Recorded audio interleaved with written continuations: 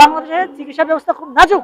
এটাকে কিভাবে আপনি উন্নত করবেন এবং হাসপাতাল কিভাবে বৃদ্ধি করবেন, ডাক্তার কিভাবে বৃদ্ধি করবেন, এইটা না করে আপনি হাস ডাক্তার যাতে করে কিভাবে চিকিৎসা থেকে নিরাশিত হয় এই কাজটা করবেন, তার মধ্যে আপনি তো বাংলাদেশপন্থী না ভাই, আপনি তো ভারতপন্থী।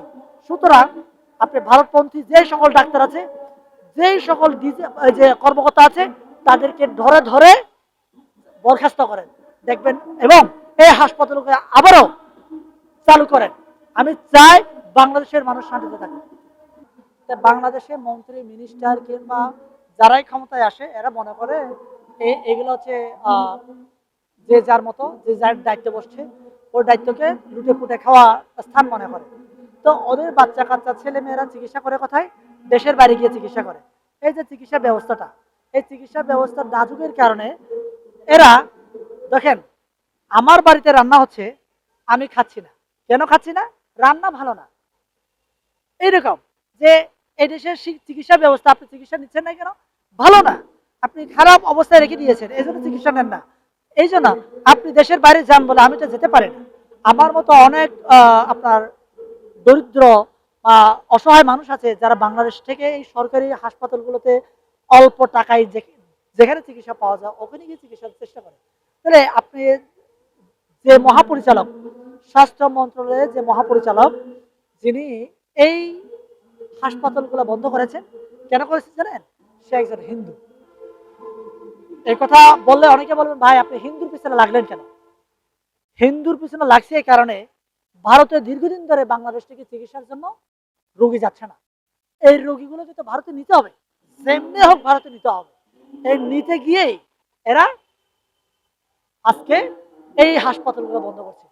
এমন একটা হাসপাতাল বন্ধ করছে যে হাসপাতাল ৩৮০ টাকায় অ্যাম্বুলেন্স সেবা দেয়। ৩৮০ টাকায়, কল্পনা করতে পারেন? ৩৮০ টাকায় কোন হাসপাতাল, সরকারি হাসপাতাল তো ৩৮০ টাকায় অ্যাম্বুলেন্স সেবা দেয় না। তাহলে এই হাসপাতালকে বন্ধ করছে কেন? এই হাসপাতালে রোগী যাচ্ছে, রোগী গেলে বাংলাদেশের মানুষ সেবা পাচ্ছে। এখানে এই হাসপাতাল বন্ধ করলে ওরা সবাই ভারতে যেত, ভারতে যেতে যেতে বাধ্য হয়। এই জন্য এই কাজগুলো করছে। তা আমি মনে করি এই যে স্বাস্থ্য মন্ত্রণালয়ের যে পরিচালক আছে, মহাপরিচালক, তাকে অতি শীঘ্রই অপসারণ করে তাকে চাকরি থেকে বরখাস্ত করা হোক। যদি বরখাস্ত না করা হয় তবে এই সরকার বিতর্কিত হবে, বর্তমান সরকার বিতর্কিত হবে। কেন? আপনার দিকে আঙুল তুলবে। আপনি আপনি যদি এই সরকারকে বিতর্কের ঊর্ধ্বে রাখতে চান, এই ধরনের কর্মকাণ্ডগুলোকে ভাই আপনাকে সতর্কতার সাথে মানে নিয়ন্ত্রণ করতে হবে। যার কারণে আমি বলছি যে এই হাসপাতালগুলো ভালো ভালো ভালো রোগীরা, মন্ত্রী মিনিস্টারের লোক মানে ছেলে মেয়ে, তাদের মানে যদি সর্দি কাশিও হয় এরা যায় সিঙ্গাপুরে, এরা যায় কানাডায়, এরা যায় আমেরিকায় চিকিৎসা করার জন্য।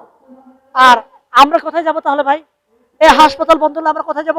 আমি চাই এই হাসপাতালগুলো অতি শীঘ্রই খুলে দেওয়া হোক এবং যারা এই হাসপাতালগুলোকে বন্ধের জন্য মুসলিম ট্যাগ দিয়ে, ইসলাম ট্যাগ দিয়ে এই হাসপাতালগুলোকে যারা বন্ধ করছে তাদের প্রত্যেককে ধরে আইনের আওতায় আনা হোক। কারণ বাংলাদেশের চিকিৎসা ব্যবস্থা খুব নাজুক। এটাকে কিভাবে আপনি উন্নত করবেন এবং হাসপাতাল কিভাবে বৃদ্ধি করবেন, ডাক্তার কিভাবে বৃদ্ধি করবেন, এইটা না করে আপনি ডাক্তার যাতে করে কিভাবে চিকিৎসা থেকে নিরাশিত হয় এই কাজটা করবেন, তার মধ্যে আপনি তো বাংলাদেশপন্থী না ভাই, আপনি তো ভারতপন্থী। সুতরাং আপনি ভারতপন্থী যে সকল ডাক্তার আছে, যেই সকল যে কর্মকর্তা আছে, তাদেরকে ধরে ধরে বরখাস্ত করেন দেখবেন এবং এই হাসপাতালকে আবারও চালু করেন। আমি চাই বাংলাদেশের মানুষ শান্তিতে থাকে।